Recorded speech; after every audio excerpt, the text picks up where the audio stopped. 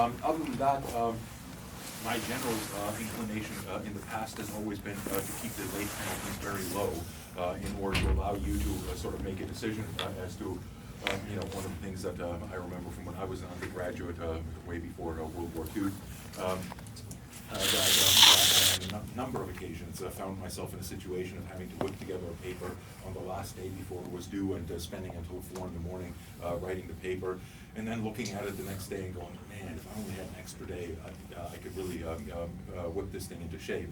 And for that reason, I usually left the late penalty at 2% per day, basically to allow you to, if you look at this and go, man, this is a real pile of well, I won't say it. You have the opportunity just to incur that 2% penalty. Unfortunately, however, in this term or this year, the university or the department took it upon themselves to harmonize all of the late penalties across courses and to impose those kinds of things on us. And so they inserted a bunch of those things. And therefore, the penalty at this point is quite a bit steeper. It's 5% per day, and they won't allow me to make any exceptions from that. So if you are incurring the penalties and going to hand it in a day late, make sure it's only 1 day late, because 5% adds up very, very quickly. The other thing I wanted to very, very quickly mention is that it seems ever likelier that your experience at this university this term is going to be interrupted by the coronavirus. I got an email this morning from the university administrators warning all faculty members to be prepared to deliver their course content electronically and to process their exams electronically. I'm not exactly sure how that's all going to work out and whether it will ultimately be necessary. We've only got, after this class, 4 lectures, I think, left. So hopefully we can get through this semester without that kind of interruption. But if I were in the position of having to make the decision, I would generally tend to make the decision on the basis of being too cautious now and then finding out that it was unnecessary, rather than assuming that we don't need to be very cautious and then finding out that I'm wrong. And everything that I've seen about this coronavirus seems to suggest that it spreads much more readily than was initially assumed, and that one of the vectors that certainly would be a good vector to shut down very quickly for transmission would be something like the university, insofar as there's people coming from all parts of the city, many people that have traveled to other countries and so on and so forth. And what also seems to be fairly evident is that roughly 80% of people that are infected show little or no symptoms, but can nonetheless pass them on. And that means that what we are seeing is merely the tip of the iceberg, and that consequently there's probably quite a bit of it spreading in the community already without us necessarily knowing about it. So for that reason, if I had to make that decision, I would probably say let's start doing our lectures electronically. But I'm not in the position to make that decision, so we'll see how it all plays out. But there's a good chance that next week we may not meet here, but we'll communicate via Skype or something along those lines. Yep. How would an online exam work this course? You're asking the wrong person. I've never been in this situation before. I was talking to Norma in the department, and apparently they're trying to figure out some way of having the exams in a way that separates the students far enough from each other not to pose dangers of transmission. I'm not sure that will work, but what she was suggesting is that in that case we don't have enough space in the university, so we might have to have 2 separate sections, especially for the big courses. In this course, it's not likely to be an issue. So I'm not sure exactly how they will work all of that out, and I'll leave that to the experts to work out and to give me instructions on that. And certainly we will inform you of how this is going to work out if indeed we do it electronically. While we're at that, though, it might be worth very briefly reminding you of the nature of the final exam, which is the only portion of the course grade that remains. As you're probably aware, it's going to be a 2-hour exam. I believe it's on the 14th, although it might, I have 2 exams, one on the 14th, one on the 15th. I think this one's the 14th of April, which is not bad, relatively early on. The exam will be basically very similar to what you looked at on the midterm in this course. It will likewise consist of Section A and Section B. Section A will be a identification section, in which you will see a number of important terms that we've covered in this term, so you do not need to go back to review the material from the previous term. And we'll ask you simply to identify and explain the significance of these some of those terms. I have not yet finalized it, so I'm still on the fence as to whether to put 6 terms of which you have to answer 4, or more likely 8 terms of which you'll have to answer 5. And they'll be worth 10 points each. The Section B will be an essay section, in which we will explore some of the broader themes related to the case studies that we've covered this term.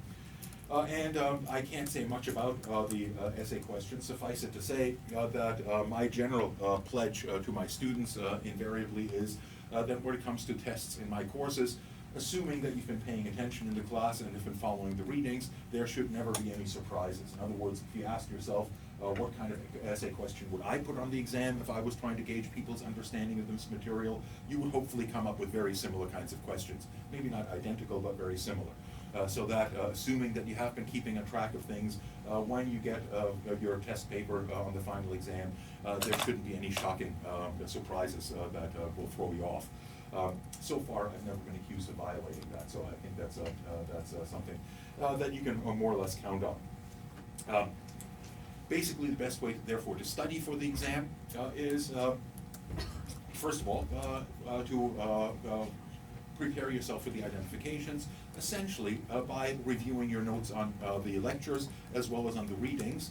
And if there's prominent terms that come up, and again, my intention in this regard is to as accurately as possibly gauge your understanding of the material, and the selection of identifications kind of determines what kind of concepts will show up.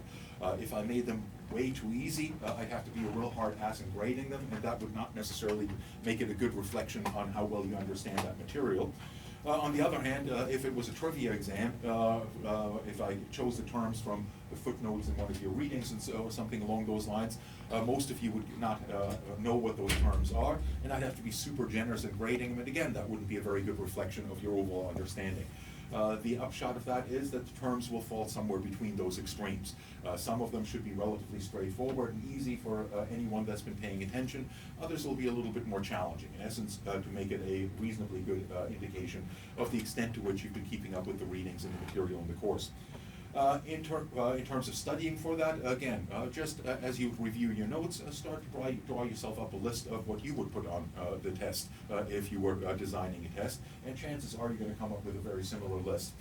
And then test yourself, can I explain what this term means, and why it's important to understanding the making of foreign policy in the country in question.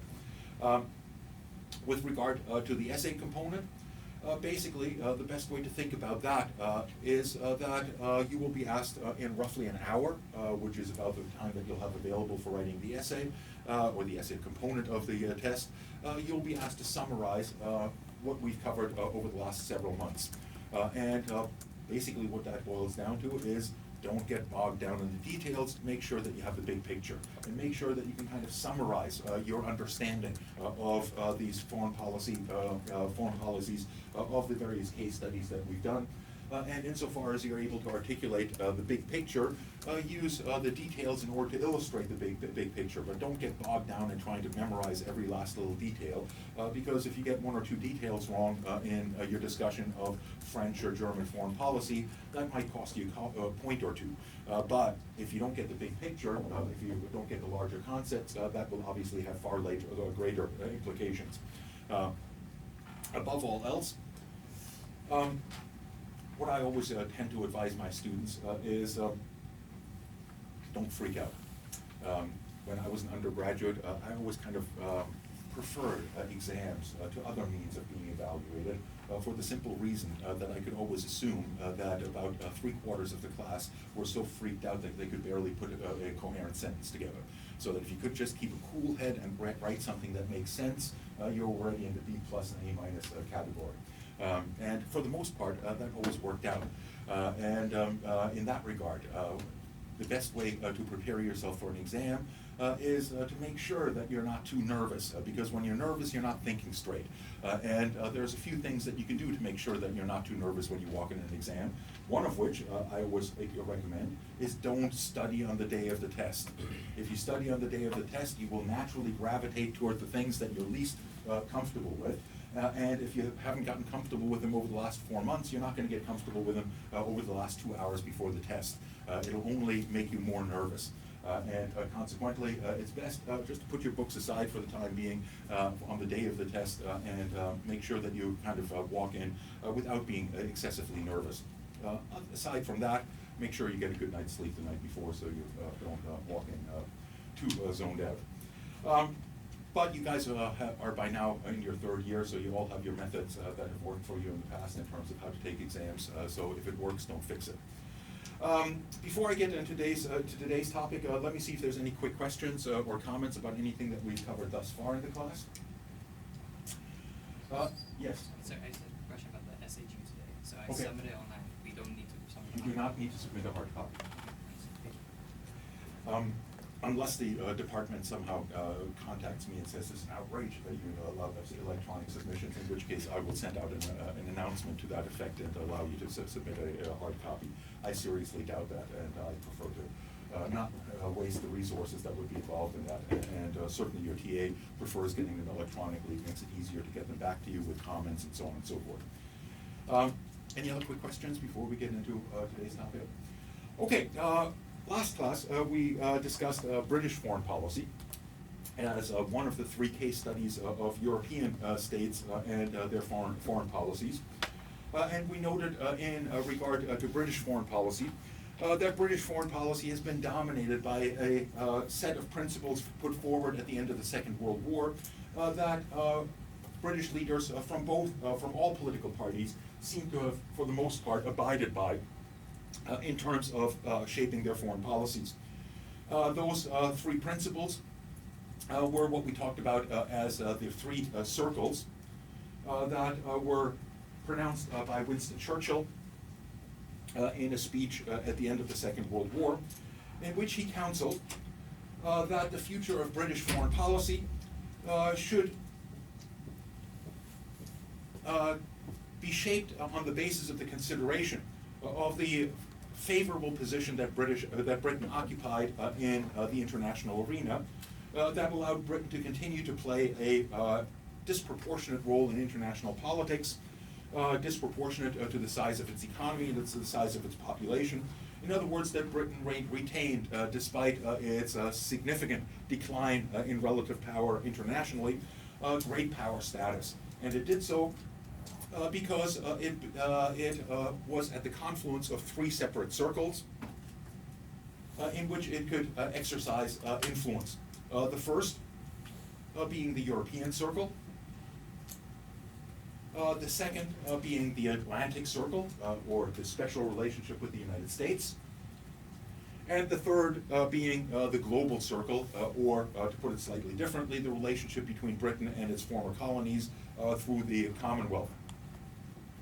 And he counseled, in essence, that drawing too close to any of these circles came at the expense of British influence in those other circles.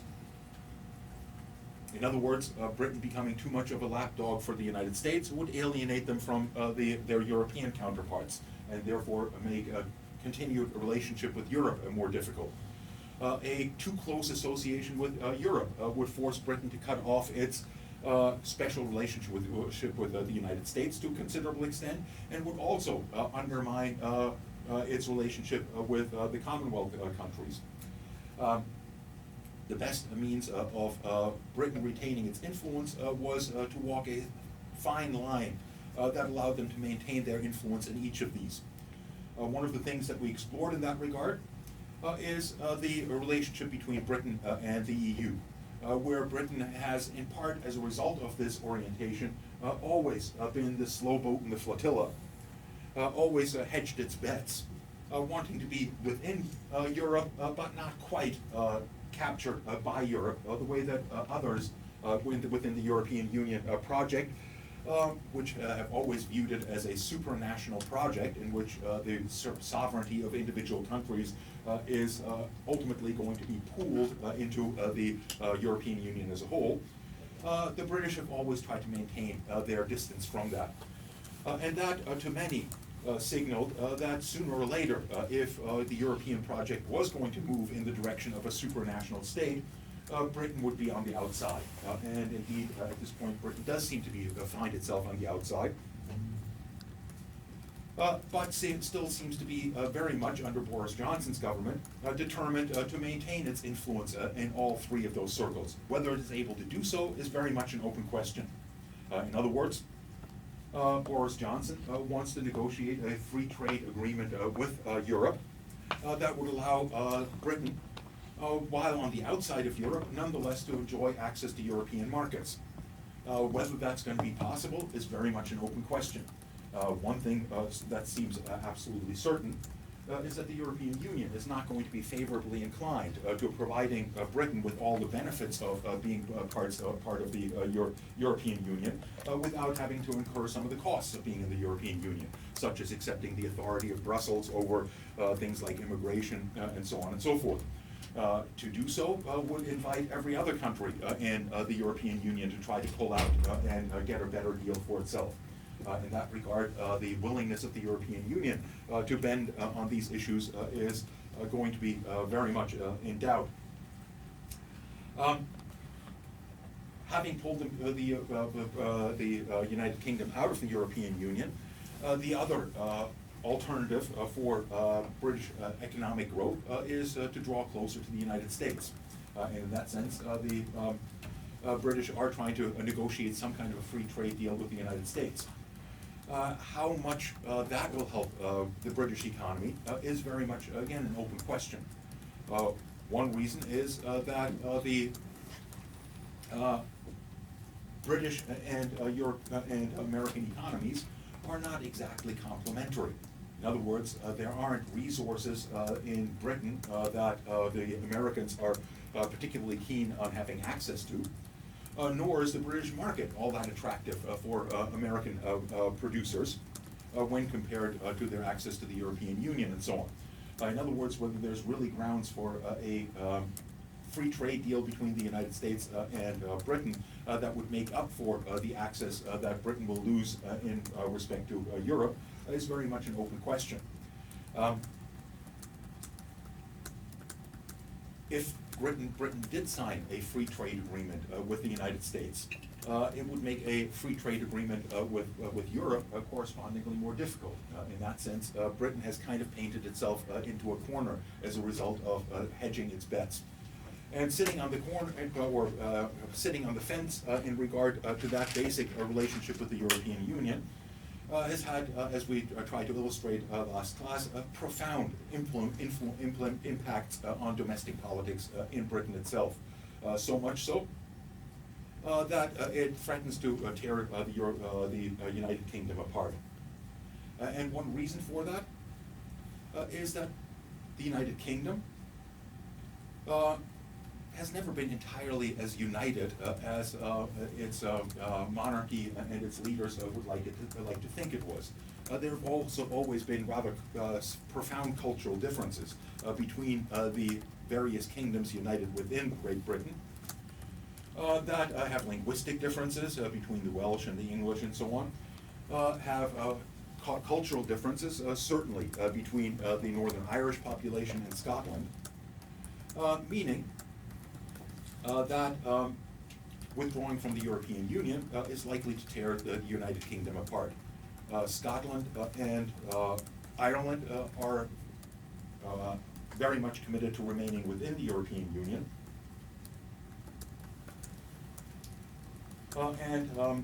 In that regard, there's a good chance that Scotland will, if it is allowed to hold another referendum, withdraw from Great Britain and rejoin the European Union. While that may not be quite as simple in the case of Northern Ireland, given that there's still a unionist majority within Northern Ireland likely to insist on staying within the United Kingdom, the necessity of then cutting off the Northern Irish economy from the rest of Ireland and imposing a hard border is very likely to lead to a reemergence of what in Britain has always been called the Troubles in Northern Ireland. Yeah, As well as Scotland, they have their own parliament, right? they have their own separate parliament. So That's right. if they decide that they don't want to like leave the European Union, they can like rejoin it. Well, that's very much an open question. Essentially, the first referendum that was held about a year before the Brexit referendum was won narrowly by those that wanted to stay within Great Britain. I think it was a 2% margin. In order under the UK Constitution, constitutional arrangements, the Scottish Parliament requires permission from the British Parliament to hold such a referendum. Boris Johnson has not given them permission to hold yet another referendum. And in that regard, it's an open question whether he will give permission, or whether if he refuses, the Scottish Parliament may try to go ahead and hold a referendum without that consent of Parliament. In that regard, we're sort of in uncharted territories in terms of how this is going to move forward.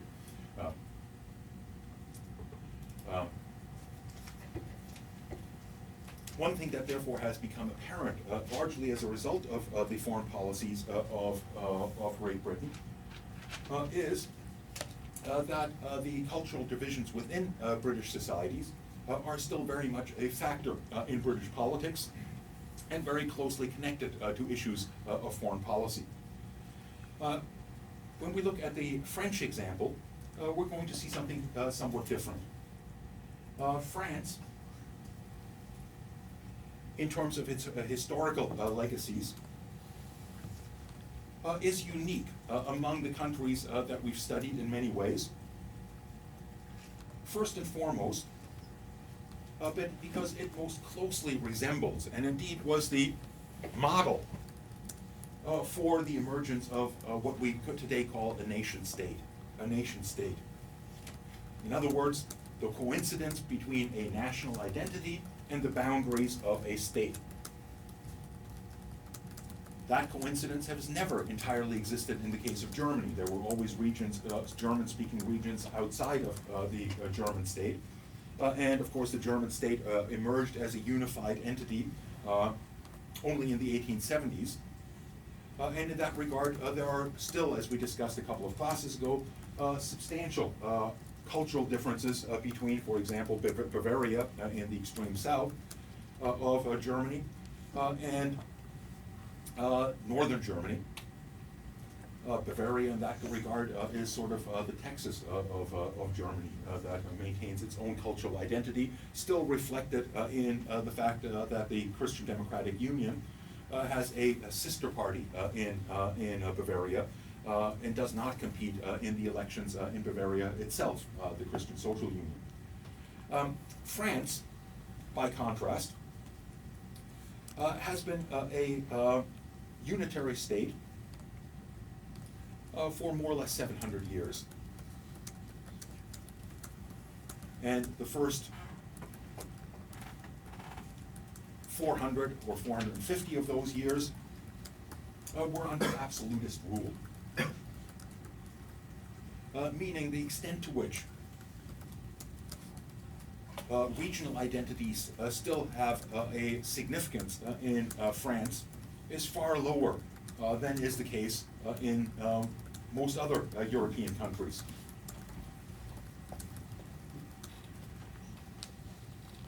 The French, in that sense, have a kind of a national identity that has yet to emerge in many other countries of Europe, or for that matter, the world.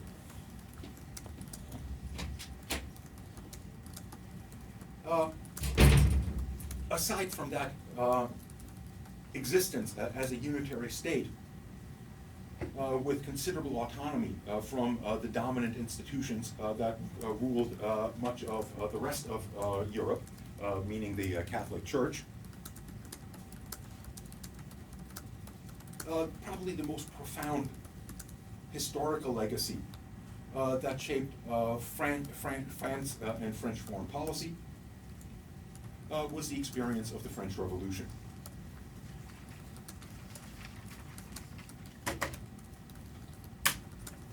the French Revolution of 1789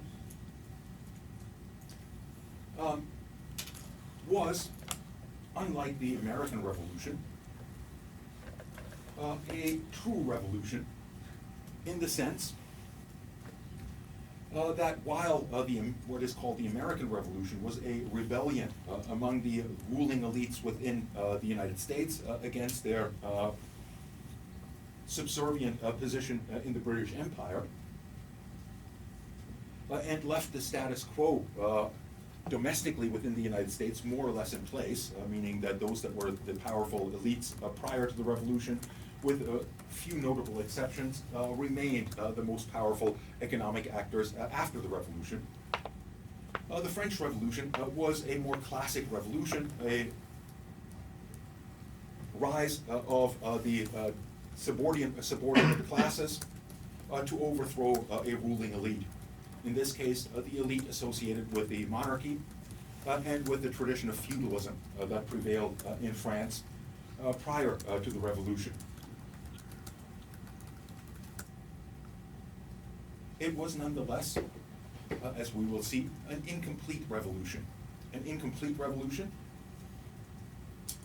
in that although the monarchy was eliminated and gave rise to what became known as the Reign of Terror, an attempt to liquidate the members of the former ruling elites, it never entirely completed that process. Instead, the chaos of the Reign of Terror led to the consolidation of power by Napoleon Bonaparte under an authoritarian system.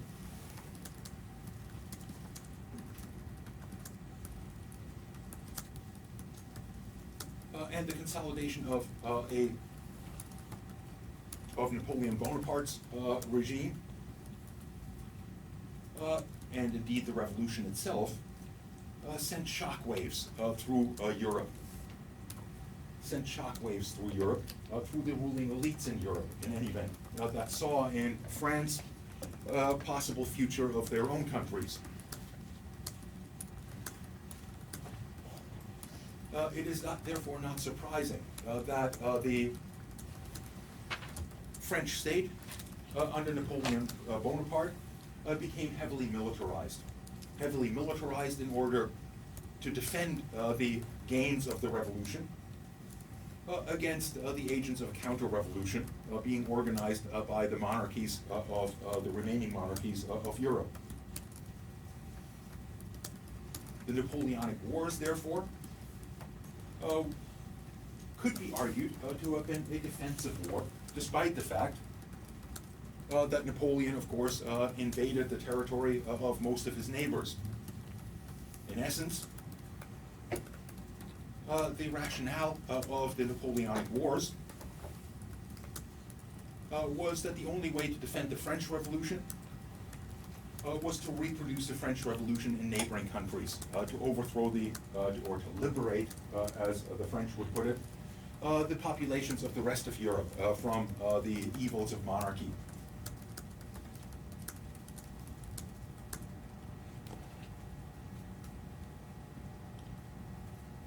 That attempt, of course, failed.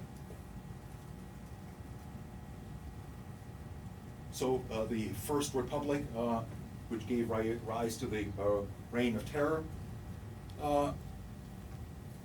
became an attempt to build an empire under Napoleon Bonaparte, which led to a restoration of the monarchy after its failure.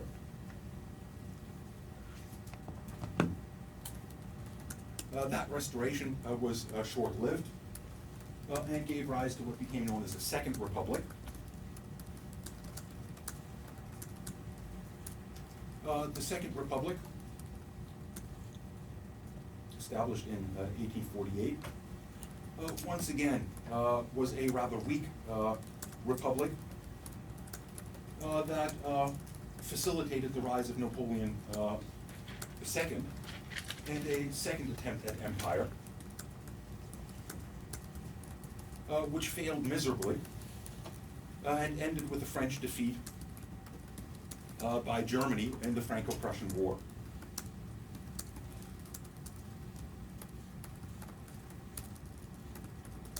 The Franco-Prussian War had profound impacts on France in that it ended that Second Empire, but did not immediately lead to the consolidation of a third republic.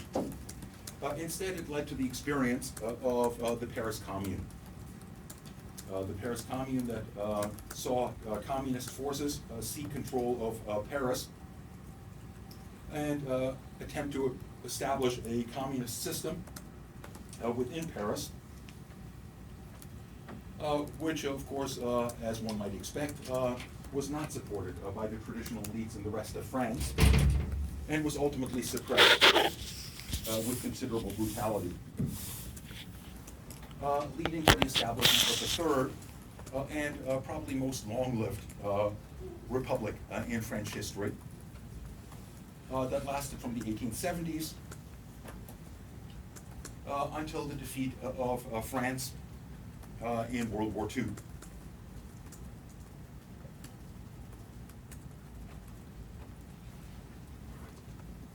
The defeat of France in World War II was again a profound shock to France.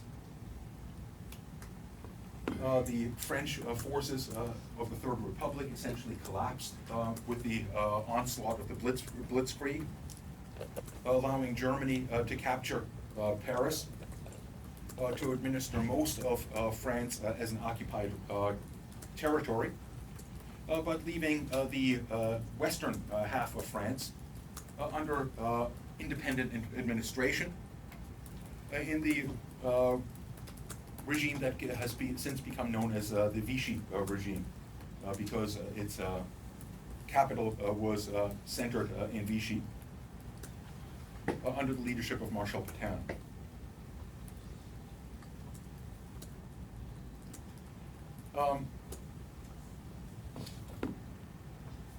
The French military in that context was defeated.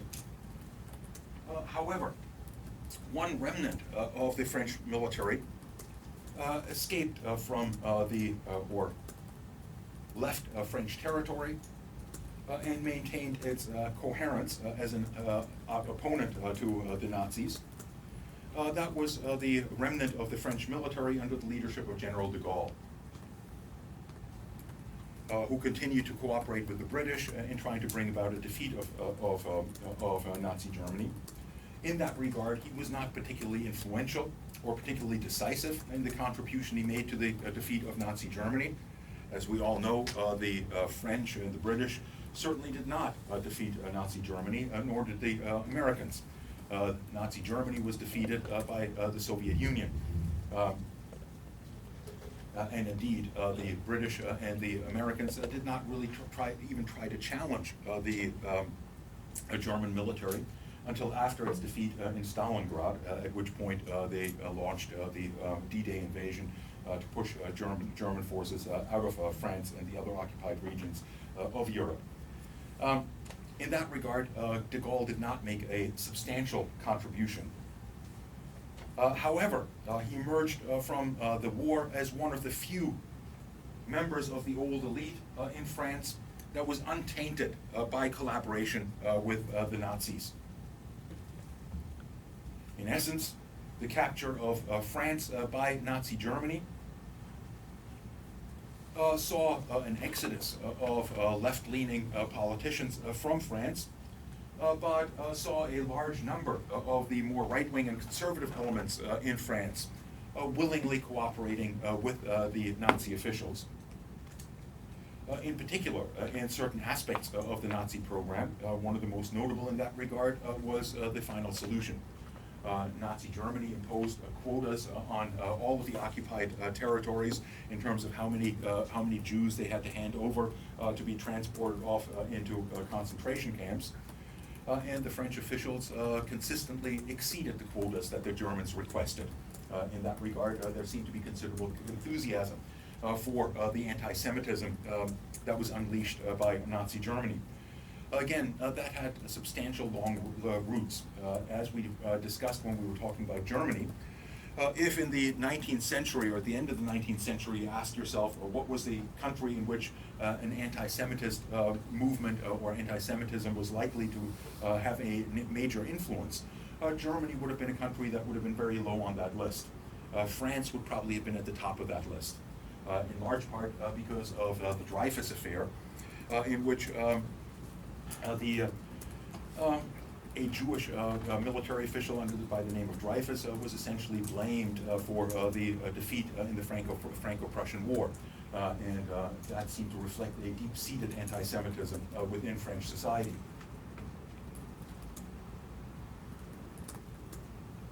This becomes somewhat important because one of the things that we noted with regard to German foreign policy and the emergence of Germany from the experience of the Second World War was the crisis of the dominant elites.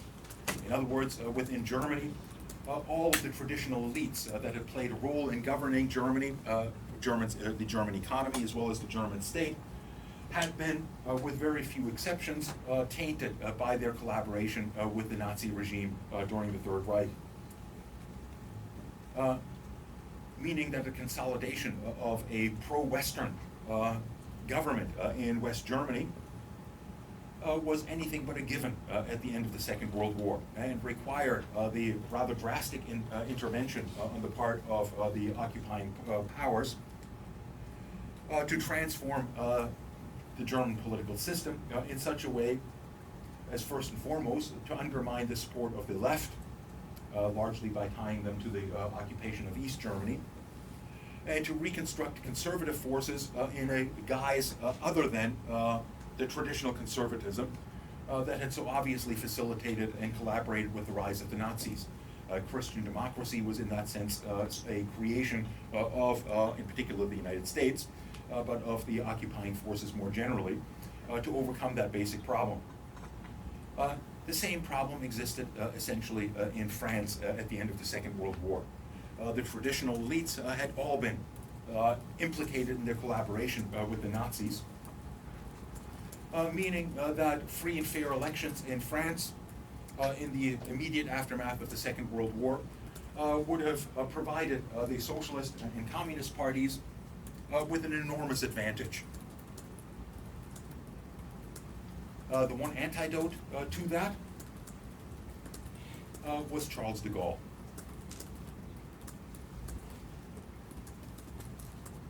Charles de Gaulle was the one conservative establishment figure that, because of his refusal to collaborate and his movement into exile, could re-enter French politics untainted and with enormous authority. In that context, de Gaulle played an important role in establishing the Fourth Republic. But as this list of republics and empires and restorations of the monarchy indicates, French politics has, until the 1950s, or in the late 1950s, been highly unstable. And one reason for that is connected to the legacy of the French Revolution. The slogan of the French Revolution was "All power to the National Assembly." All power to the National Assembly. The implication of that was that the National Assembly, as the dominant institution of governance, was in a unitary state, was established on the basis of proportional representation. And proportional representation, while it did not have the profound implication that it did in the Weimar Republic under much more unfavorable circumstances, nonetheless led to relatively unstable systems of government that tended to fall apart in crises for some of the same reasons. The multiplicity of different parties that competed within that proportional representation system created environments in which governments could only be formed with coalitions, which were inherently somewhat unstable. The Fourth Republic, to a large extent, repeated that basic pattern.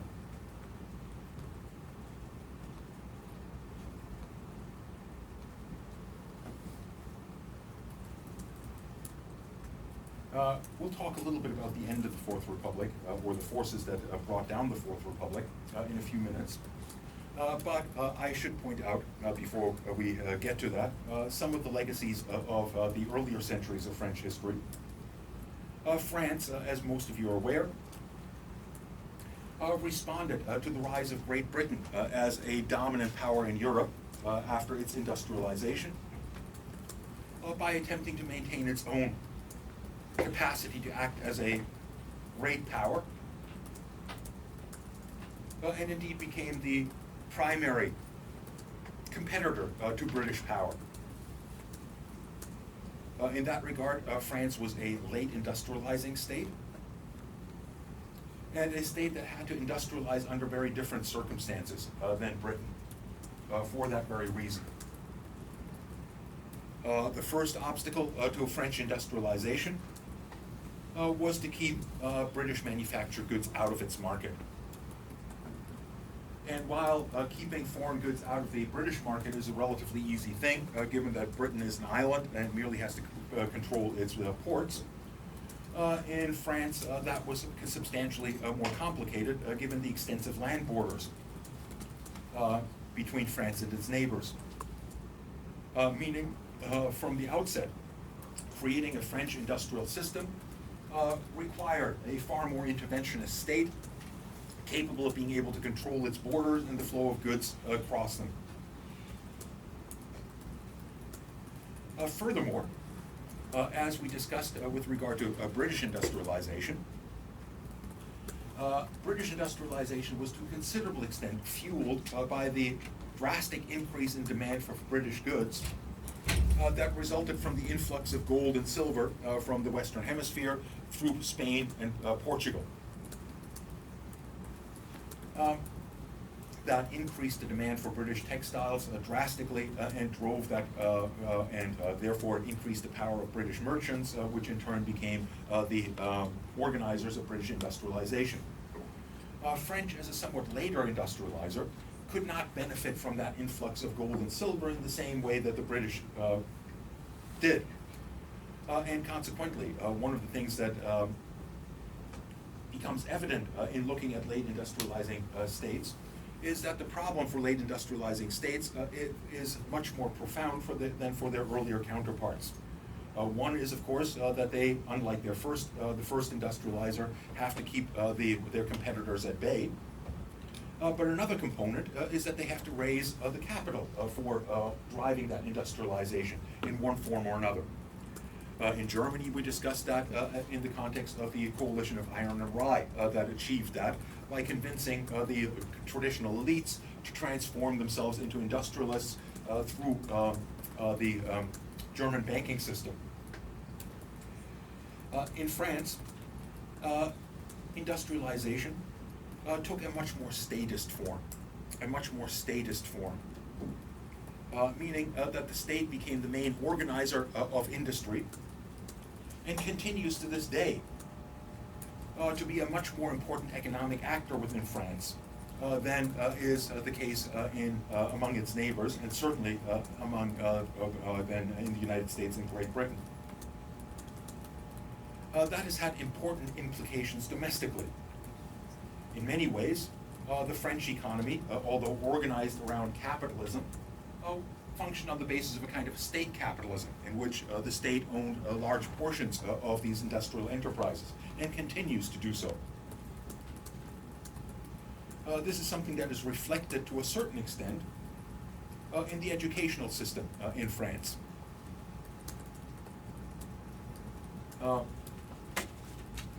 In North America, if you want to get really wealthy, you go to business school or you possibly go to law school. If you want to get very powerful in France, you go to the École of Administration, or the National School of Administration. The road to wealth and influence is through the public service more than it is through the private economy.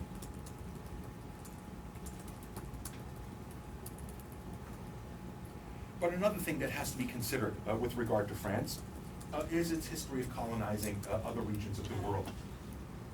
Again, colonization under France began, as most of you are well aware, before the French Revolution. In that period when the traditional elites of France were trying to compete with Britain as dominant powers within Europe, and considered considered colonies as a necessity for being able to facilitate that kind of competition with Britain as it was expanding its colonial empire around the world. The French were also, in that regard, slightly later arrivals in the competition for colonies around the world than their Spanish, Portuguese, and French counterparts, but nonetheless became very active in colonizing regions of North America, where, for the most part, the territories that were incorporated into the French Empire were not really effectively colonized, but rather were claims on the map. The relationship between France and the region of Canada that we now know as Quebec is an exception to that. The vast majority of the territory that was claimed by France as part of its North American colonies was what was handed off to the United States in the Louisiana Purchase. The Louisiana Purchase essentially involved the United States buying the French claims west of the Mississippi, which included essentially the entire Middle West of the United States, not just the state of Louisiana. The reason it was sold off at the time is that one of the most wealthy colonies that France established, the pearl in the French colonial system. Anyone know what was considered the pearl in the French colonial system? Haiti. Haiti was the pearl in the French colonial system, something that's difficult to believe given the basket case that Haiti has since become, in large part because it had enormously fertile soils and was ideally suited in particular for the production of sugar. And sugar was in enormously high demand in France. And the thinking of the French elites in expanding their colonies was that the best way to maximize their profitability from Haiti was to be able to concentrate all of the production in Haiti on the production of sugar. And that meant that they had to import food into Haiti to feed the slave population that was working those plantations. And for that purpose, the territory adjacent to the Mississippi was quite useful. What changed that calculation is probably fairly easy to predict if you know your history a little bit. What might have changed that calculation, leading the government of Napoleon Bonaparte essentially to think that the territories of west of the Mississippi were not of much significance, so much so that he was willing to sell it off to Thomas Jefferson. Anyone know what happened in the interim? Haitian Revolution. The Haitian Revolution, or to put it slightly differently, the Slave Rebellion, in which the slaves essentially overthrew French rule. And while Napoleon tried desperately to recapture Haiti, given the extent to which he had military commitments in Europe, was incapable of doing so. That meant Haiti became the first country to be ruled by the former slave populations, which in turn made it the 19th century equivalent of Cuba, a threat to all other colonies in the Western Hemisphere, if not the world, that incurred an enormous hostility, not just from France, but also from the United States and from the British, that felt threatened by the precedent that Haiti set. One thing that certainly was necessary from that point of view was to make sure that Haiti did not become the threat of a good example. In other words, that standards of living would not be allowed to improve in Haiti drastically.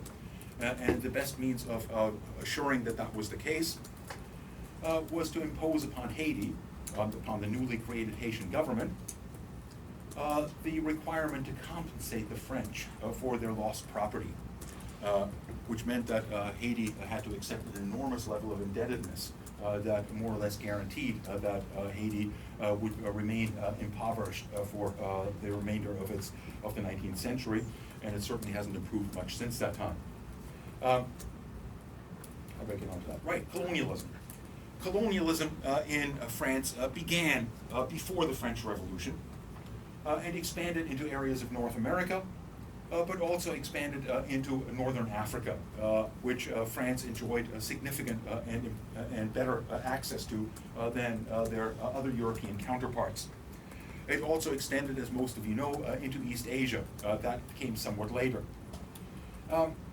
What is important to note, however, that while colonialism did not begin with the French Revolution, it was drastically transformed by the French Revolution. The French Revolution was fought on the ideals of liberty, equality, and fraternity, and the impact of the French Revolution on the colonial policies of the French was essentially that whereas the British, as we talked about before, understood their colonies as being part of what they called the white man's burden, the responsibility of the British to bring Western civilization to the more primitive parts of the world and prepare them for self-rule and for being able to accept the responsibility for their own governance. French colonialism after the French Revolution became justified as a means of bringing the benefits of the French Revolution to the colonies. In other words, bringing liberty, equality, and fraternity. That essentially meant that the racist components of British foreign colonialism were not as pronounced in the context of France because of that rhetorical tie to equality, fraternity, and liberty. Instead, the French understood their colonialism as preparing their colonies to become proper members of the French state, of the French Empire. The implications of this are pretty profound. It sounds like a trivial little difference, but it has profound implications. The most profound implication in this regard is that whereas the British never provided any form of representation for their colonies within their parliament, the French did incorporate a representation for their colonies within parliament. And indeed, insofar as those colonies were intended to become parts of a functioning French state, migration from France to the colonies and from the colonies into France was largely encouraged.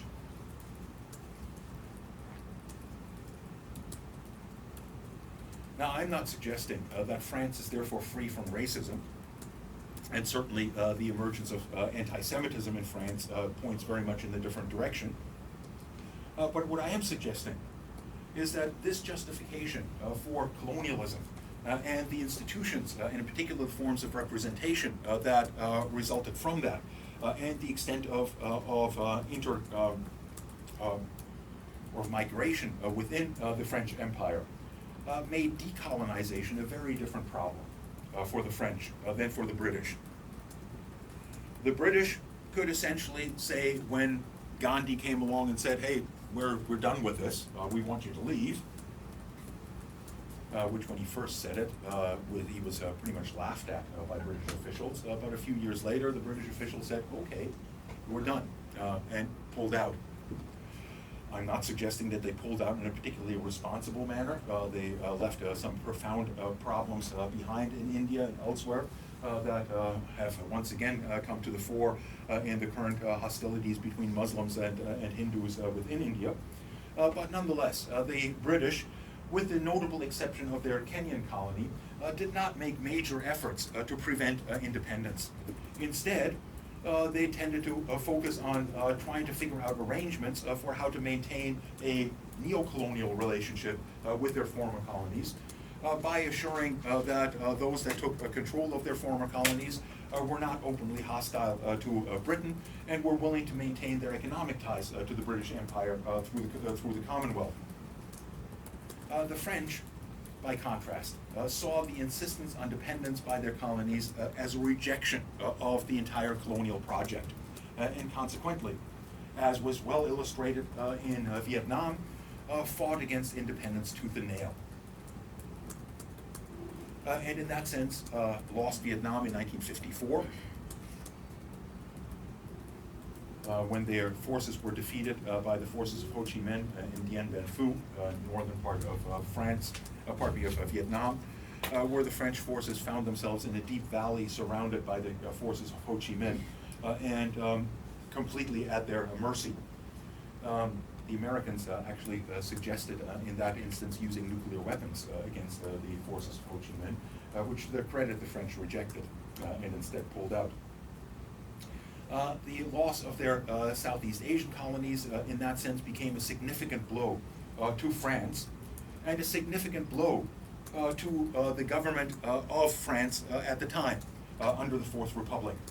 In other words, the Fourth Republic was once again seen as somewhat ineffectual in being able to articulate a coherent foreign policy that maintained French influence globally, and was able to maintain its control over portions of what was considered the French Republic, in this case Vietnam. A far more serious blow to France came, not just to France, but also to Britain, came in the form of the Suez Crisis in 1956. The Suez Crisis was the result of problems in Egypt that I'll only touch on very briefly. Essentially, Abdel Nasser, the military leader of Egypt that had overthrown the monarchy and was hell-bent on modernizing the economy of Egypt to produce a great state of Egypt, needed as a prerequisite for that a certain infrastructure to be able to build build up industries. And among the most important infrastructure was sources of energy, sources of power to drive industry. And toward that end, the easiest solution was to dam up the Nile in the Aswad Dam in order to produce hydroelectric power to drive industries. He went to a number of Western countries, in particular the United States, to ask for credits to engage in that construction. Got guarantees from the Eisenhower administration for those credits. But then, as part of his non-aligned status in the international system, went to Czechoslovakia to purchase supplies for his military armaments. And the Eisenhower administration saw that as an attempt to play the superpowers off against each other, which they saw as unacceptable, and therefore withdrew the credits for the Aswad Dam. This was seen by Nasser as a stab in the back, and therefore he decided that the only alternative for Egypt was to get the required revenues by seizing control of the Suez Canal. The Suez Canal was a kind of a joint project between Britain and France. It was initially built by the French, but then purchased by the British, but was jointly operated by them. And the British and the French had been very careful to use their own personnel in order to manage the canal. In particular, to manage the more skill-intensive things like running pilot boats to allow large ships to pass through the canal, on the assumption that that would make it impossible for the Egyptians to take it over. But the Egyptians nonetheless seized the canal, whereupon France, Britain, and Israel collaborated to invade Egypt to recapture the canal and to overthrow the government of Abdel Nasser.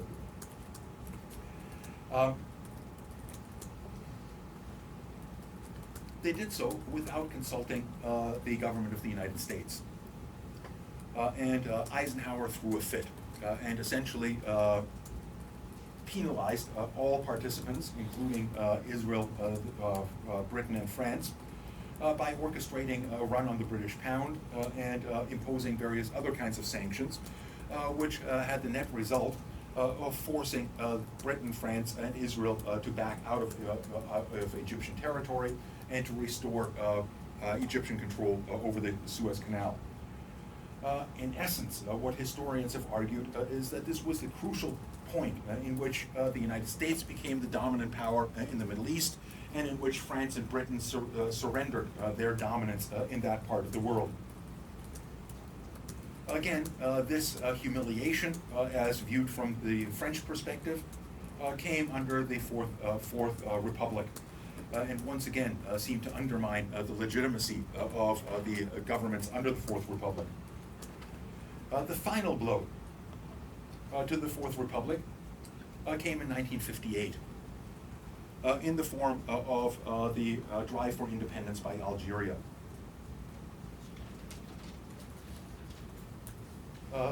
In Algeria, France had been waging a kind of asymmetric counterinsurgency struggle against an independence movement for quite some time,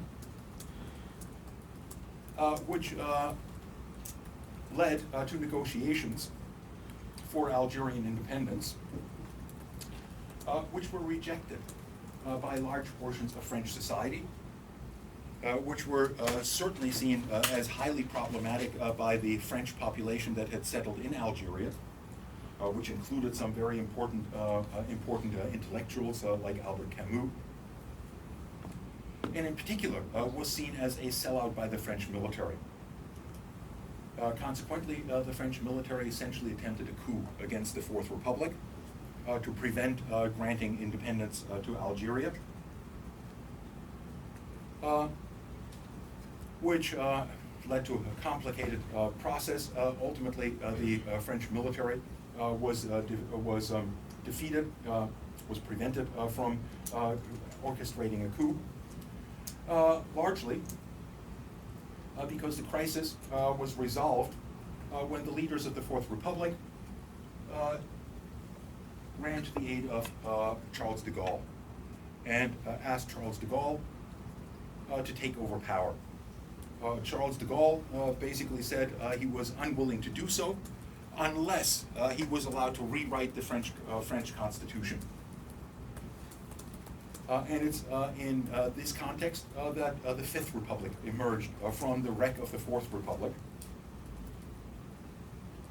and reflected the important influence of Charles de Gaulle in shaping the institutions, as well as shaping the foreign policy of France. I won't bore you too much with the domestic government structures in France, but give you a very brief summary. In the previous four republics, all power rested with the Assembly, in reflection of the influence of the French Revolution. And the Assembly was elected by proportional representation and selected the Prime Minister that governed France. Under the Fifth Republic, Charles de Gaulle created a very different system, somewhat modeled on the American system, in which authority is split between a legislature and an executive branch. In other words, he created the position of the powerful French presidency. That was not dependent on the support of Parliament or the National Assembly, but was elected separately and enjoyed far greater authority. The president of France was at the time elected for 8-year periods, and in that sense was considered to be the most powerful democratically elected president in Western democracies. He in turn appointed the prime minister, usually from the party that controlled the majority within the National Assembly, and became the dominant force in shaping policy and implementing policy in the Fifth Republic. In that regard, France became marked by a kind of presidentialism that has prevailed to this day, in which the dominant figure by a long shot in French politics, as is the case with Macron today, is the French president. For the most part, with some notable exceptions, the party of the president tended to dominate the parliament as well. And consequently, that arrangement was never particularly problematic. But in the 1980s, for the first time, under Francois Mitterrand, Parliament elected a different party, the Gaullist Party, as a majority, which led to a system known in France as cohabitation, in which the Prime Minister that rules over Parliament or over the National Assembly is from a different party than the President.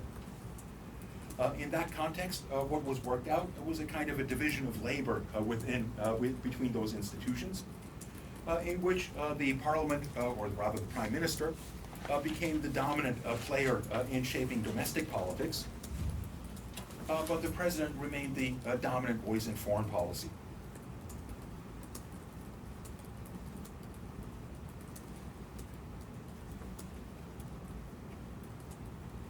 Let me talk a little bit now about the outlines of French foreign policy as they emerged since the Second World War. As you know, France, despite the fact that it was quickly defeated by Nazi Germany, played a negligible role, if any role, in the defeat of Nazi Germany, was nonetheless considered, at the end of the Second World War, one of the great powers of Europe. And as such, was given a permanent seat on the Security Council of the United Nations, and certainly aspired to recapture its position as one of the dominant players in Europe. But given its defeat in the Second World War, did not have the military resources or the economy to really play that role as effectively as many of the other countries, such as Britain, the United States. In that regard, the natural inclination of France was to look for security in a larger regional arrangement, and here I'm obviously referring to NATO. France joined NATO under the Fourth Republic, but one thing unique about France's entering of NATO and France's position within it is very closely related to de Gaulle himself. Charles de Gaulle, perhaps because of his experience in the Second World War, never trusted the Americans and was in many ways perhaps not hostile, but certainly not enamored with the French reliance on the United States for their security. The reasons for that are complex, probably had a great deal to do with that de Gaulle, along with Stalin, begged the British and the Americans to open up a Western front starting after the defeat of France in 1940. But it was not until 1944 that the British and the Americans actually opened up a Western front. Until then, they simply, insofar as they confronted the Nazis at all, the British and the Americans simply did so by chasing Rommel around in the desert of northern Africa. In that regard, he looked at the United States as an opportunistic and unreliable partner. That perception probably also, to a considerable extent, goes back to the experience of France in the First World War, where once again the United States sat on the sidelines of the war until the other forces had more or less played themselves out, and then in 1917, in the last year of the war, intervened to essentially guarantee their own interests more than to come to the defense of the countries involved in the war itself. Suffice it to say that de Gaulle was rather skeptical of NATO, and consequently always wanted to maintain France's independent capacity to guarantee its own security. One important outgrowth of that was what became known as the force de frappe.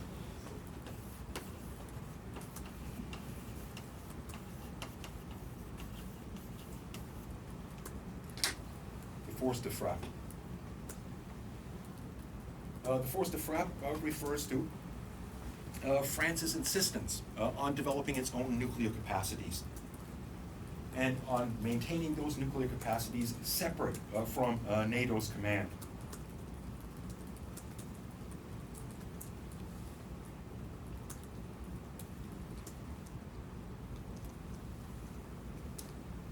France has stuck to that position throughout most of its history since the end of the Second World War, drawing considerable ire from other members of the international community, in particular in its insistence on continuing to test nuclear weapons above the ground long after most other countries, especially the United States and the Soviet Union, had refrained from doing so. Testing them above ground at a point when the United States and Russia had stopped testing their nuclear weapons altogether, other than by computer models. In that regard, the French were still exploding nuclear weapons in the Pacific, in some of the island possessions in the Pacific, well into the 1980s and 1990s.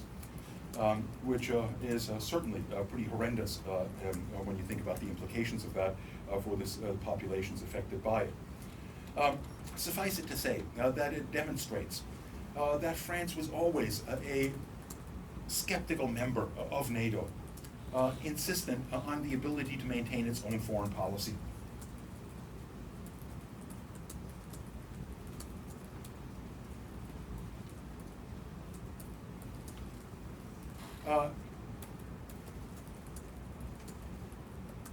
Of course, France was also, in terms of its threat perceptions, certainly worried about the expansion of the Soviet Union and the threat that it posed to Western Europe. But perhaps more profoundly, it was worried about the more immediate threat to French security that was posed by the fact that it had been invaded on 3 separate occasions over the previous 100 years by Germany. And consequently, a reemergence of Germany, which seemed to be unpreventable, given the policies adopted by the United States to produce a rapid reconstruction of West Germany and the introduction of the Marshall Plan. One of the problems became a renewed and more powerful Germany. It's interesting to note, by the way, that the policies of the American government as well as the French with regard to Germany changed rather drastically in the 2 years after the German defeat. All indications are that the Eisenhower administration, President Eisenhower himself, hated the Germans and was determined to turn Germany into a pastoral country. Turning Germany into a pastoral country had one major problem. And that major problem was that Germany was not able to feed itself on the basis of its own agricultural resources, and consequently needed an industry in order to be able to export and be able to meet its own needs. To solve that problem, the British and the French essentially starved to death hundreds of thousands of their prisoners of war at the end of the Second World War, in something that is not well covered by historians and is only now being explored by historians. In the case of France, the French, the officials that had authority over German prisoners of war after the Second World War provided them a daily diet of 900 calories per day, which is far below what is required in order to survive for a long period of time. Apparently, the average in the American prisoner of war camps was around between 1,100 and 1,200 calories, which is still far below what is required in order to sustain people. And in both the French and the American prisoner of war camps, no shelter was provided. In essence, the German prisoners of war were simply kept in open fields without any kind of shelter, without any kind of cover, and so on and so forth, and many of them simply starved to death and froze to death in that context. That dynamic changed to a certain extent when the focus shifted more on the Soviet threat and on rebuilding Germany as a bulwark against the expansion of the Soviet Union. The French, by the way, in the French concentration camps, I'm saying prisoner of war camps. There was one way of getting out of those prisoner of war camps and getting a much better diet. Anyone know what that was? Join the French Foreign Legion and go fight in Vietnam. That was the one way of getting out of it and being able to survive internment by the French. And large numbers of German soldiers apparently made use of that option. Suffice it to say that the rise of the Cold War tensions shifted American policy away from the preferences of Eisenhower, and certainly by the time Eisenhower became president, he was fully in support of the reconstruction of Germany as a bulwark against Russian expansionism. But that created a different problem for France. How to contain a Germany that once again was likely to become an economic powerhouse, and with that, likely to likewise become a military powerhouse. It's, of course, that concern that led to one of the most influential aspects of French foreign policy, the steps taken in the direction of creating the European Union.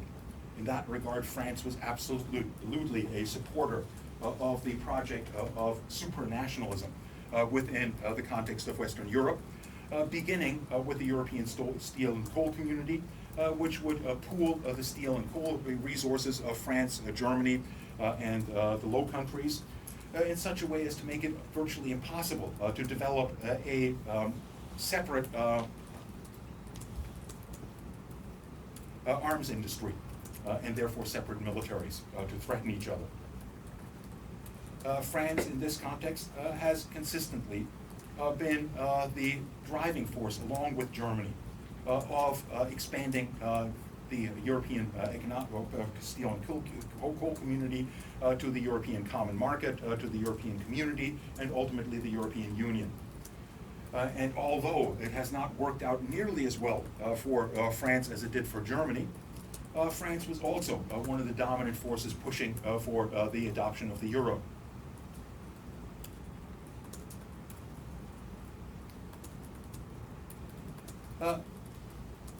That aim to maintain France as a dominant military power that gave rise to the Force de Frappe resulted in the 1960s, again under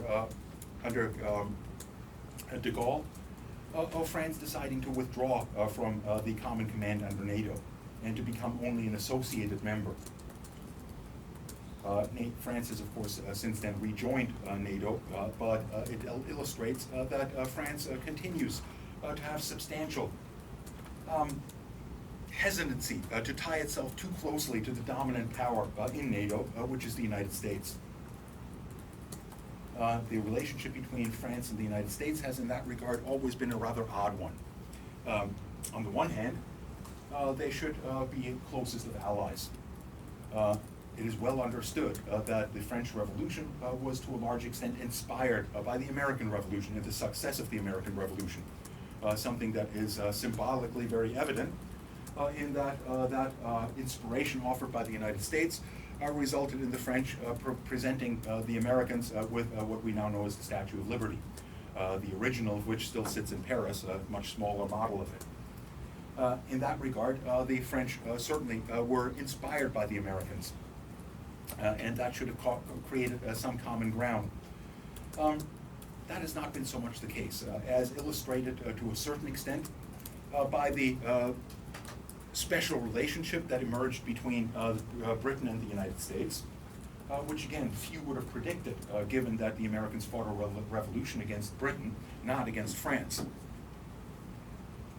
And this is something that has prevailed ever since. In this regard, France has been rather reluctant to become drawn into the kinds of conflicts that the United States was extensively involved in. That included, by the way, the American intervention in Vietnam, in which the French did not participate, in which, in fact, no European countries participated actively. More recently, in the post-Cold War era, this was in particular notable in the build-up to the war in Iraq. The attacks of September 11th allowed most of the European countries, the members of NATO, to essentially guarantee their support to the United States under the Article 5 of the NATO treaty that commits them to the common defense of a country that has been attacked. And although the terrorist attacks of September 11th were not the kind of attack that was envisioned under the NATO treaty, since they were envisioning an attack by a state actor, nonetheless, all of the European countries were offered their support in the attempt to capture Osama bin Laden by invading Afghanistan. As I think we noted before, the United States did not want much participation by the Europeans in that initial invasion, but then reluctantly accepted their participation when it became evident they got bogged down there in a way that they never anticipated. And consequently, NATO continues to have a presence in Afghanistan. With regard to Iraq, France balked and essentially rejected the plea by the Bush administration to join in the effort to overthrow the government of Saddam Hussein. That had some important or some notable outcomes. It created a deep sense of hostility between the populations of the United States and France, the most obvious outgrowth of which was that the cafeteria in the Congress changed the name on their menu for French fries to Freedom Fries, since they were no longer willing to credit the French with their culinary invention. That might be somewhat laughable, but it is nonetheless an indication of the kind of distrust that has emerged between France and Great Britain in the realm of foreign policy, at least in the context of the Bush administration and the topic of Iraq.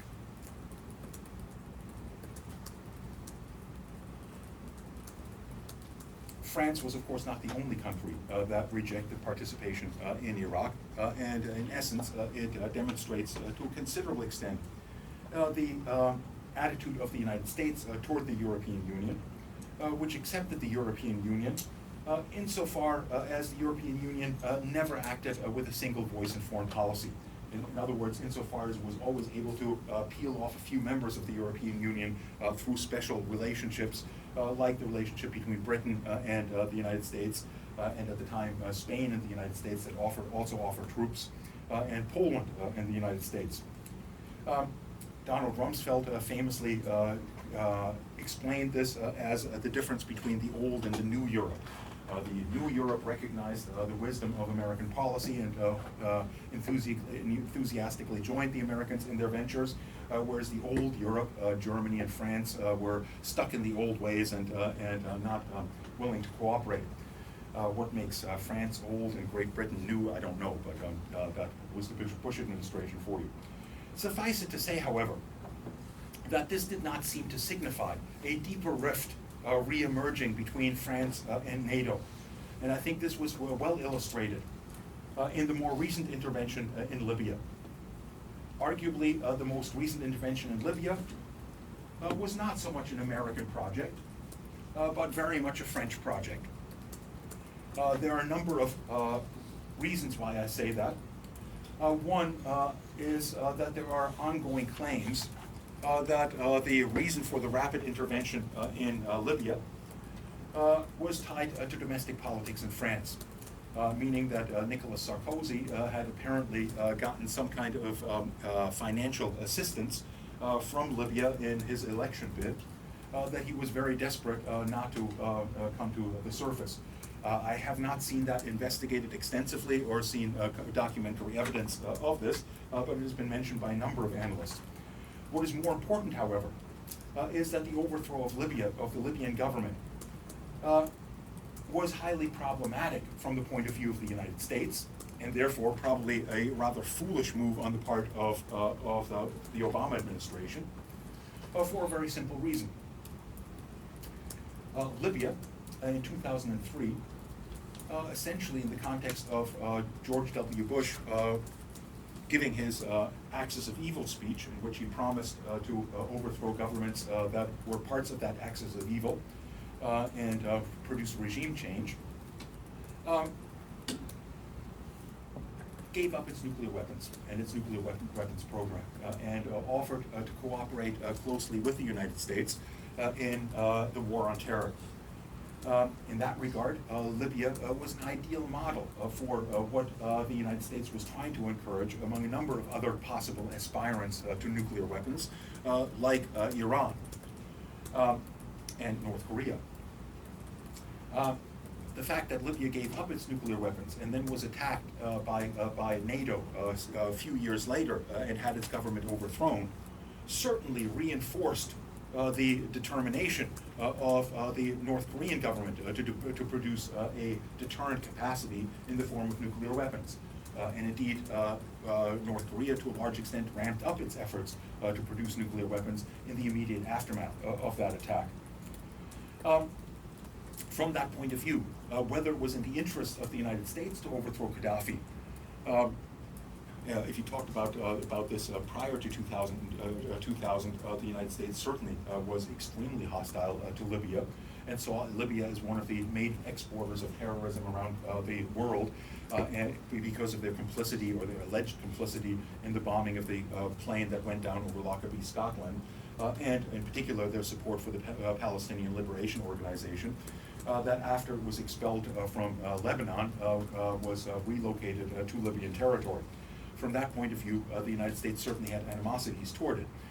But in the war on terror, Libya had completely cooperated, so much so that the Bush administration used Libya in its program of extraordinary rendition by transferring suspected terrorists for interrogation to Libya, which implied a considerable level of trust between the United States and the Libyan government, that the Libyan government would share intelligence gathered by this means with the United States.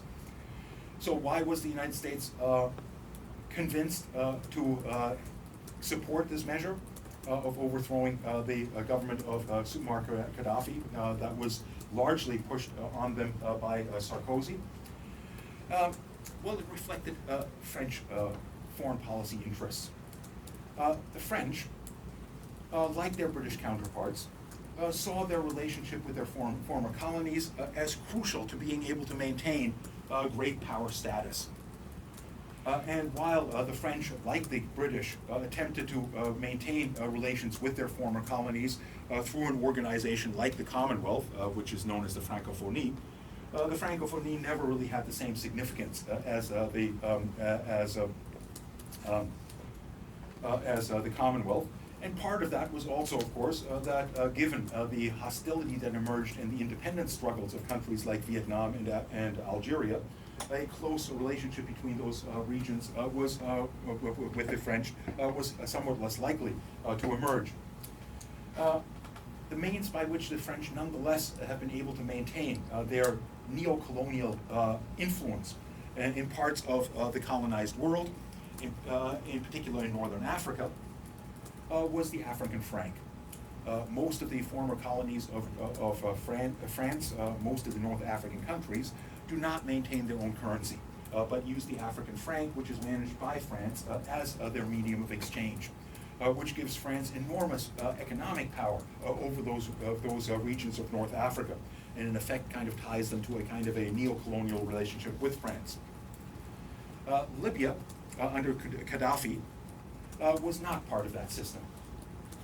And Libya was a strong proponent of African unity. And Gaddafi, regardless of what you might think of him otherwise, and he was certainly a dictator and certainly a flamboyant figure, and certainly did not have an admirable human rights record within his territory, but he was rather exceptional in some ways. One of those ways is that unlike his dictatorial counterparts in Tunisia, Algeria, let alone Saudi Arabia and so on, he did not live a very flamboyant lifestyle. He spent most of his time living in a tent in the desert, not building massive mansions and so on. And he did allow the wealth of Libya to be used in order to expand its healthcare network, providing universal free healthcare to all of its citizens, and its educational and other infrastructures providing free education up to the level of university to all Libyan citizens. In that sense, Libya became the best developed country in Africa with the highest human development index according to the UN prior to the attack on Libya by NATO. That in turn gave him considerable influence in neighboring countries and considerable legitimacy in neighboring countries.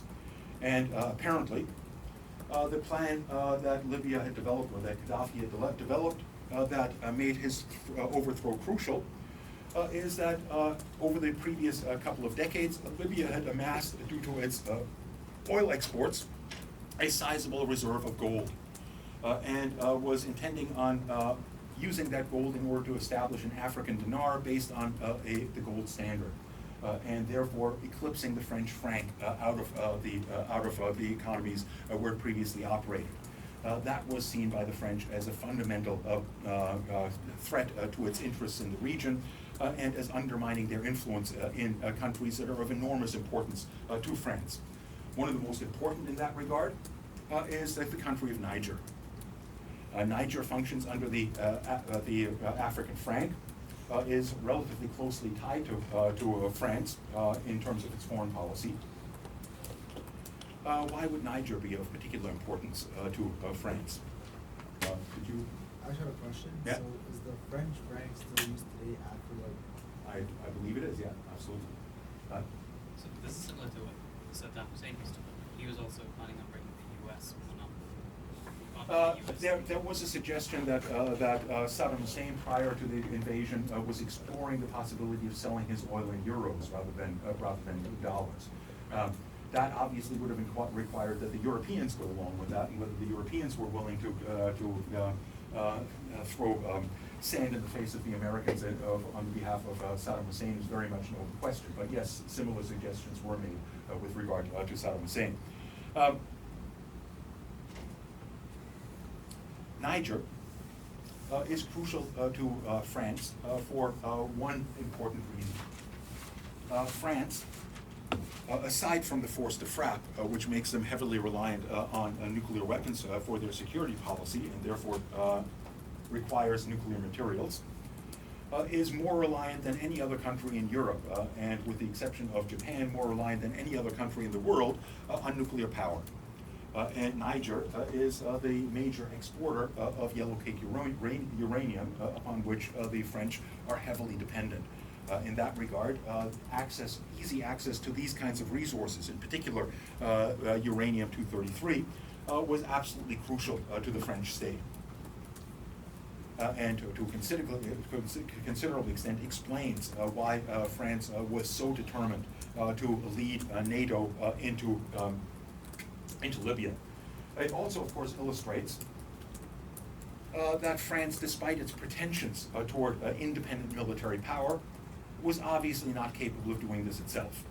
The vast majority of the sorties that were flown over Libya were flown by American planes, and the vast majority of the munitions used were likewise American. In that case, it to a considerable extent demonstrated the continuing reliance of France, despite the language to the contrary, on the United States to achieve its foreign policy goals. It's now 6:46, and I've probably overstayed my welcome in this room at this point. So let me see if there's any quick questions about French foreign policy before I let you go today. If not, thanks for your attention, and we'll hopefully see you next week, unless things spin out of control further, which I certainly hope is not the case. And we'll have our full next three lectures to look at Indian and Chinese foreign policy.